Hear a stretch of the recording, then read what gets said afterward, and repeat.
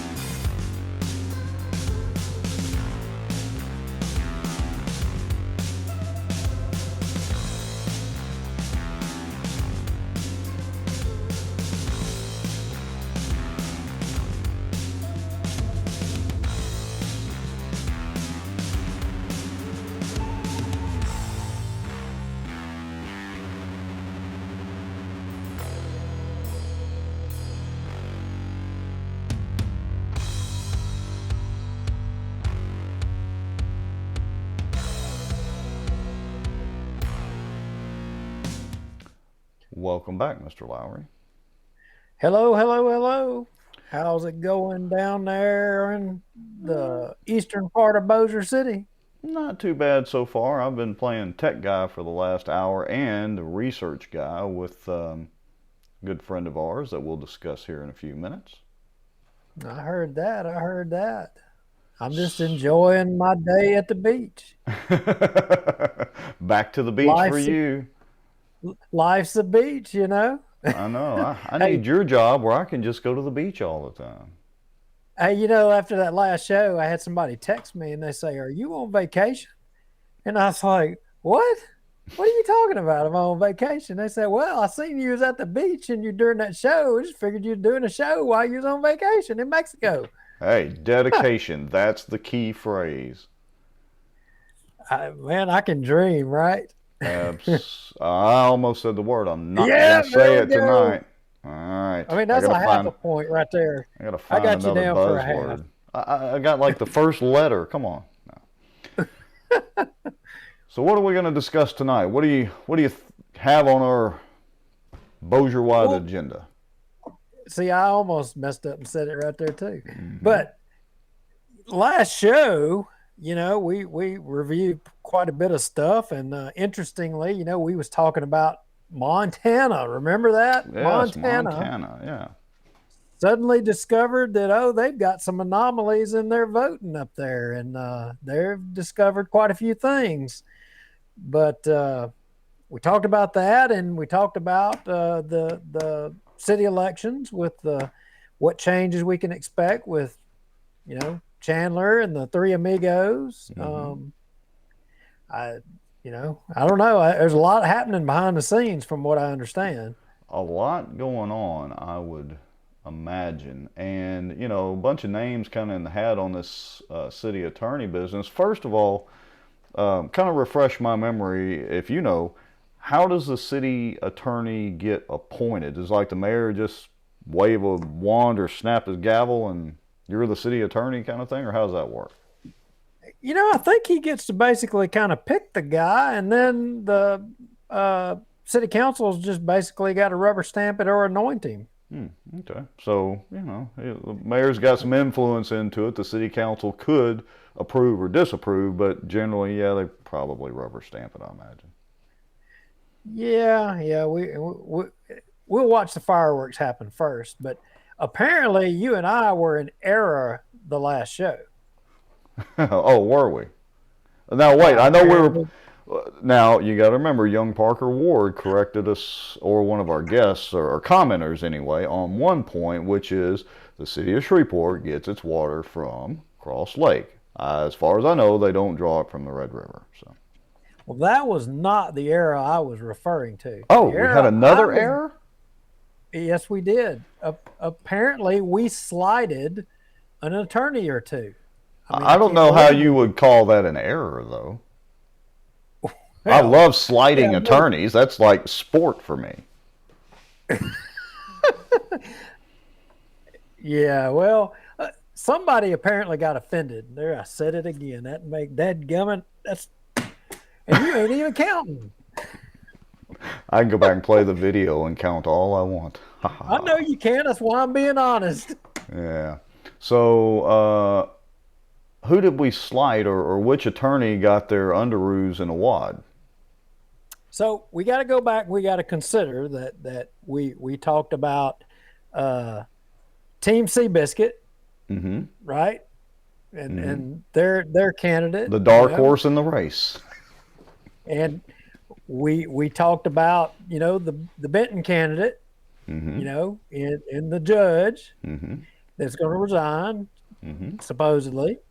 And then we talked about the other one, the one that would upset the apple cart at First Church and everywhere else, the Gaddy regime. So, but because we left the name off, I understand there's another name in contention now. Oh, really? And who might that be? Well, we're gonna have to go back to Team Seabiscuit. Oh, really? Another Team Seabiscuit candidate. Okay. In fact, I think it is the leader of the pack. Well, isn't that special? And you know what? I am downloading our files at the moment because I am a little behind, so bear with me. So tell me some more about this potential leader of the pack. Well, the leader of the pack, as I understand it, lives in Shreveport, doesn't live in Bossier, but apparently wants to be look. Well, is your phone blowing up again? No, I said the word again. Oh, see, I wasn't even paying attention at all that time. You could have got by with that one. I know you. You'll go back and count. Well, sure. I'm not going to try to slide nothing by you. I'm not Cyprus. That dumb. Should we go to cut one now? Let's go to cut one. Presto. Hey, those guys look vaguely familiar. That is the leader of Team Seabiscuit. I mean, of course, he has a boss, but and I'm sure he's gotten permission already, maybe. Well, of course, he's got to have his marching orders. So, do you know, was that picture taken after or around the mayor's race, or was this like, do you have any idea when that picture was taken? If I was guessing, I'd say it was probably the night of the election. Why would somebody from Caddo Parish be so interested in the mayor's race over here? That'd be a wonderful question. I wonder what the citizens of Bossier would think about, the newly elected mayor appointing a person not from Bossier to that position. Wonder what they would think about that. Yeah, I mean, this is kind of actually very interesting. Oh, wait, we have a comment. So let's just put it up right now over this picture. And somebody apparently likes Seabiscuit. Well, that's Seabiscuit in the flesh right there. And just to clear up for Kenneth Jenkins, he said he's so confused about the Seabiscuit reference. So I hope you kind of get it now if you know who the guy in the picture standing to the left of our newly elected mayor, or mayor-elect Tommy Chandler. The gentleman directly to his left is Team Seabiscuit, the leader of Team Seabiscuit. Arguably one of the guys that has a hand in almost every election, and some circles even say he's the guy that to use in campaigns. I don't know. Maybe we'll have to delve off in that in the future. Yeah, that could be very interesting as well. A very interesting subject. Because, yeah, it just seems like that whole team is involved in a lot of this side of the stuff on this side of the river. Well, yeah, and it usually seems like that everybody that he's not supporting gets hit with negative campaigning. Always, there's some kind of negative with it. Imagine It's an that. interesting thing. It really Yeah. is. Let's see. We have another comment about Mr. Seaball, aka Seabiscuit. I don't know him. I just know the word Seaball petition, and we saw how far that got us with our current governor. Okay. Well, in other news, so we talked about Montana the last time, but there was a development today in the national election.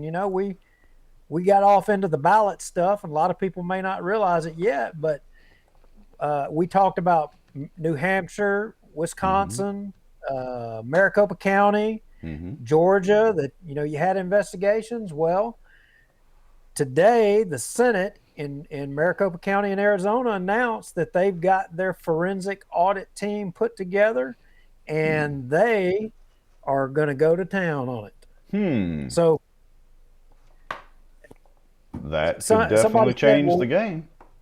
it could, and somebody said, well, what difference does it make if they're just going to count the votes again? Why would you think there will be a difference in the votes? Well, Well, yeah. for people paying attention, here's what they're going to notice if they notice, or what they're looking for. They're not looking for the number.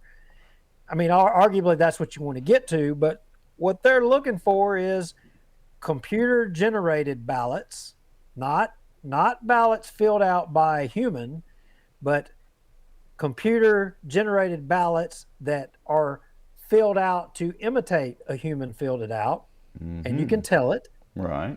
with forensics, as well as a mail ballot that wasn't actually ever mailed. Hmm. How Hmm. could you have a mail ballot that wasn't actually ever mailed? Well, as you recall, it has to be folded to put in an envelope. So Right. There's got to they're be going to be fold looking for marks or that. little creases and things like that. Yeah. And then they're going to be right all up in your alley. They're going to get into the software. Mm-hmm. All right. So we got a good question here, though. Is what good will it do? So let's say that they find a huge, insane amount of this. What good's it going to do in the end? What's the potential upside to finding out the downside? Here's the way I think this thing's going to go. And granted, I'm no dadgum a lawyer. I did stay at a Holiday Inn once, but Yeah. that's We'll neither leave here that nor up there. to Seabiscuit. Yeah, we'll leave that up to Seabiscuit. But here's what I think is going to happen. I think the lawsuits will commence. I also think that, especially in the case of Arizona, if they find that there was fraud and they find that there was enough ballots to upset Senate races, Mm-hmm. congressional races, you remember the numbers are pretty close in DC. I could envision states recalling their own senators and congressmen, the legislators taking action and doing it themselves, and then Well, you that's a could potentially see possibility. it happen. Yeah, yeah.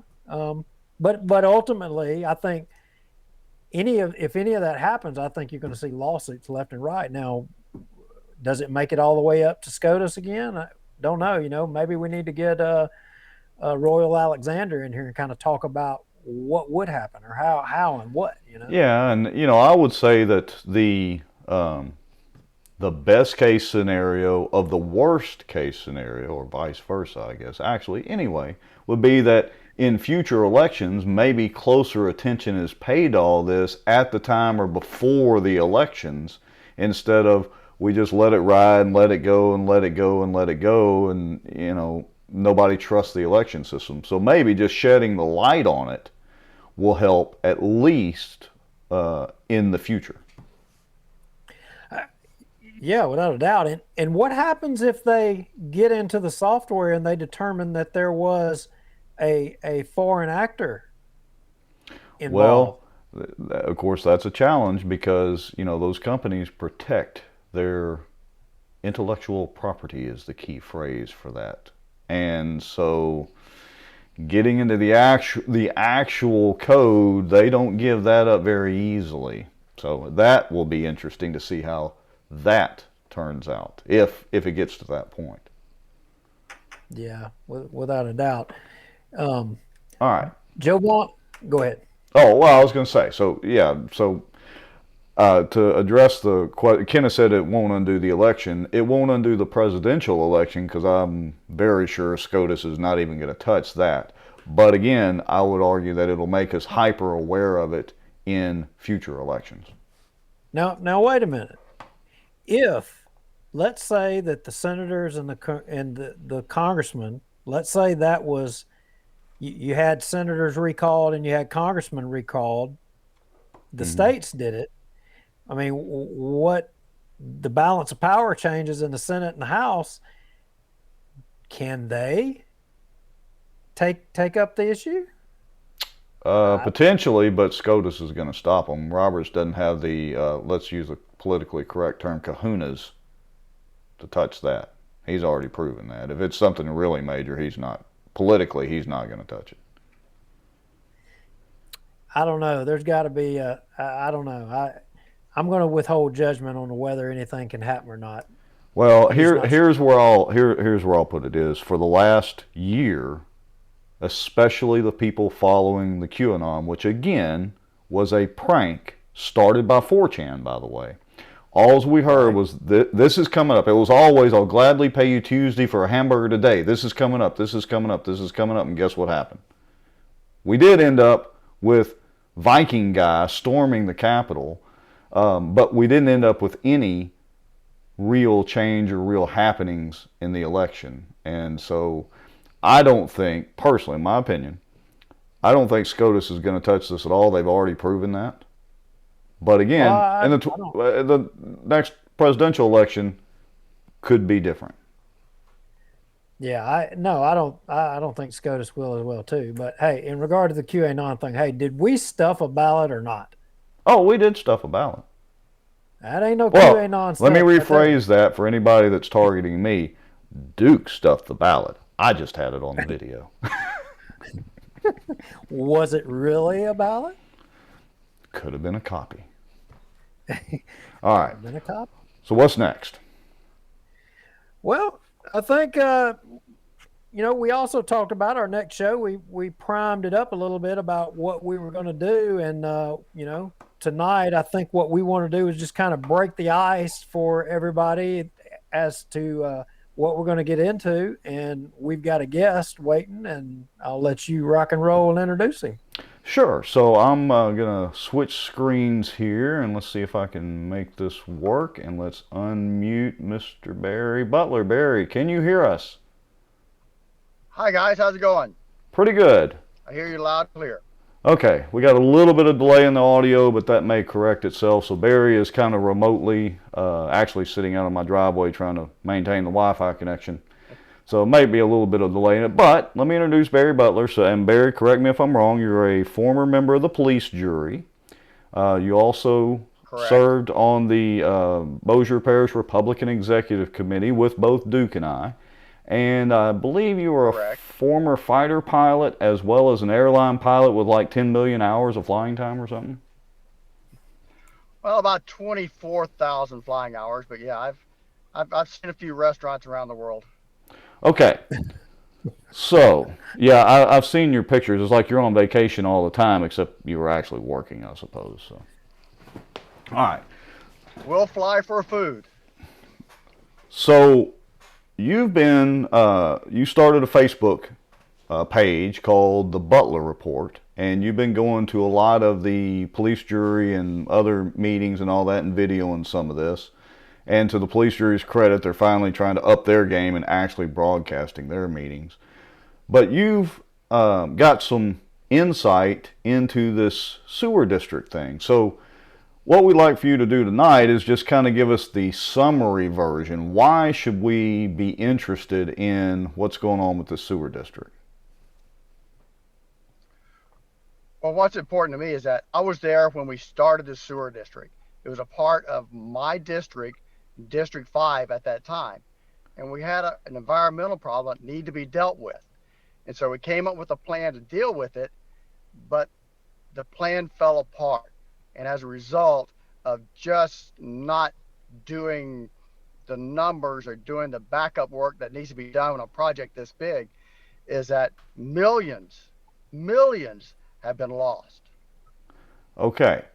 And so my understanding is, and again, correct me if I'm wrong, we don't want to dive very far into it, but basically, the police jury didn't crunch the numbers like they should have, and that's just kind of cascaded over the last X number of years, and the problem's not exactly getting any better. Is that kind of a good summary of it? Very much correct. There are people in the sewer district who are getting their sewer bills lowered at the expense of other tax dollars.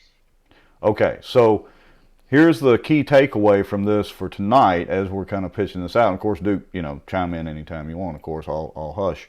But Barry, do you foresee sewer rates necessarily having to go up? Are they going to maintain? Are they going to decrease? What's your gut feeling on it?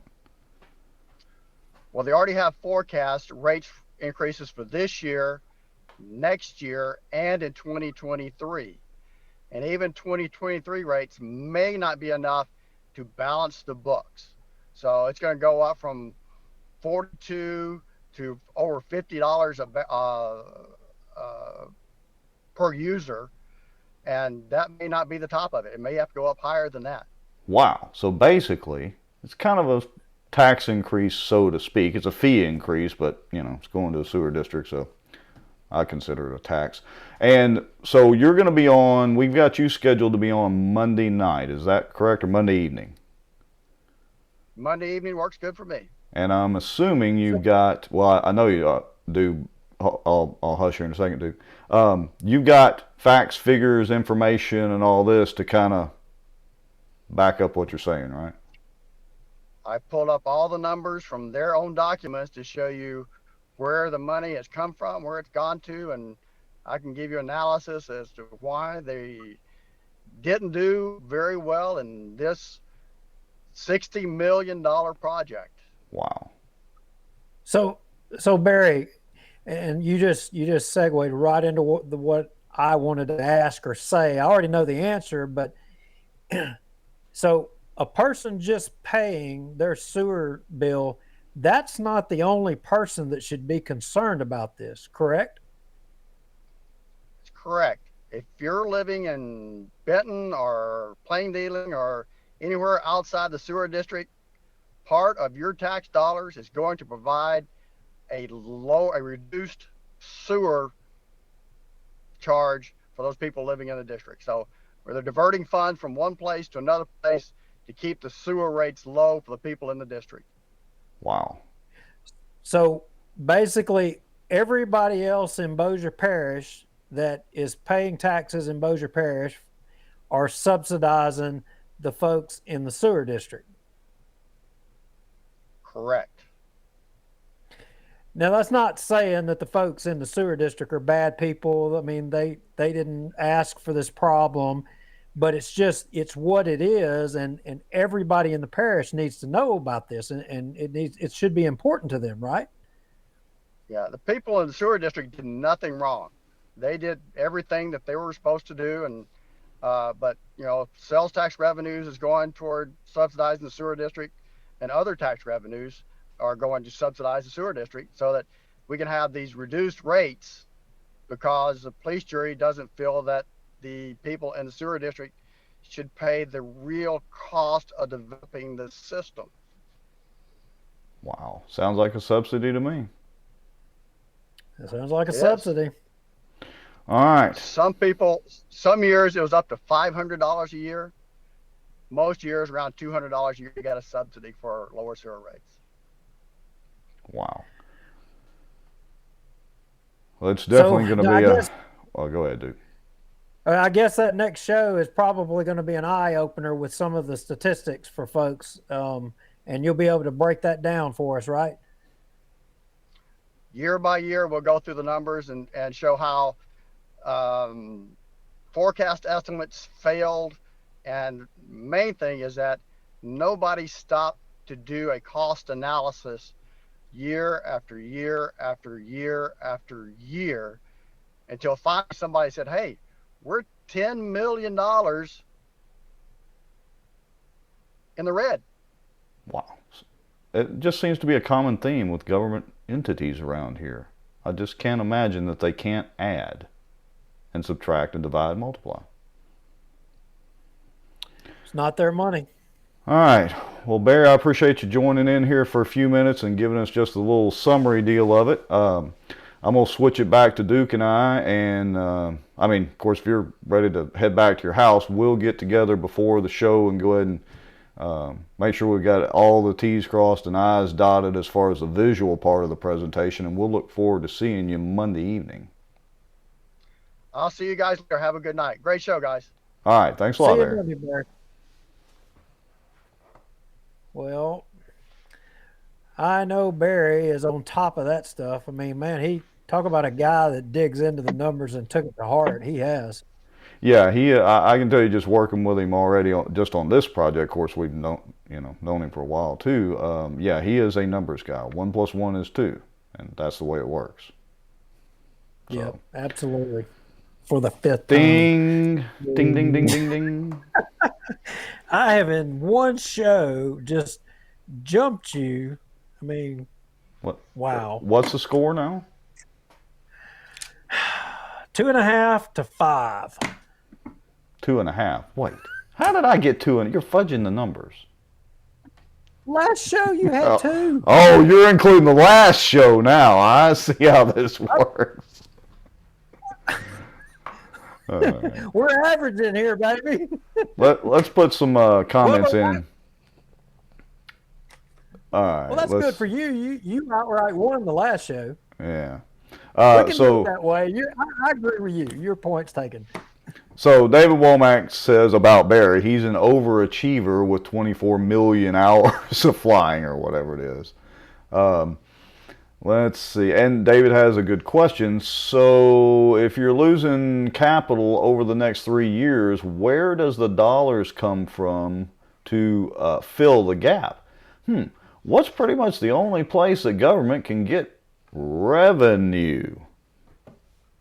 More taxes. We've heard that term before. Yeah, more taxes or more fees. They can just get some freshly printed federal dollars. I am so glad that our local governments around here don't have the ability to print their own money. It would be completely out of control then, and it's already out of control. If Cyprus could do that, they would have a Ferris wheel, but then they would have a backup Ferris wheel sitting out there on some of that reserve property to back up the first Ferris wheel. Yeah, it's just never ending. Let's see, Jamie Marie Pope. I dig the beach view. Why is Rex never in the mountains or beach or anywhere fun? Well, to answer that question, A, I don't have my green screen set up. That's on me. B, I'm usually on the water a lot of the times during the day fishing. And C, I just like to have the Glock deal in the back. That's why. Jamie, he just doesn't like to have fun. That's the truth of the matter. Never have fun ever. And I still don't know if that drink actually is tea or not. He says it is, but I don't know. Well, I'm minus that drink right now, so we're going to wrap up the show here shortly. I can promise you that. Oh, wait a minute. I got to put up one more comment here. That's it. Here we go. Thanks a lot here. So David says, Rex is boring. Thanks a lot, David. Although there is an element of truth to that, without a doubt. We're going to have to find you an appropriate background. Yes, we are. You had one the other night. You showed me. Well, I will put my green screen up, and I'm going to have an appropriate background for me on that green screen before long. That's it. I've been called boring, and while it's true, that's it. All right. Well, see you Monday, brother. All right. See you Monday. Have a good weekend. Good Easter, everybody. Don't forget, if you got some information, email us, bossierwatch@gmail.com. If it's really anonymous information, make a Proton Mail account of your own for free. Keep it anonymous and email us at bossierwatch@protonmail. If you feel just very generous and want to donate a few dollars so I can have an extra glass of tea sitting here, bossierwatch.org, click donation. You can actually donate us a little bit, but no matter what, we're doing this anyway because it's fun. Right, Mr. Lowry? Exactly. All right. See you Monday. Bye.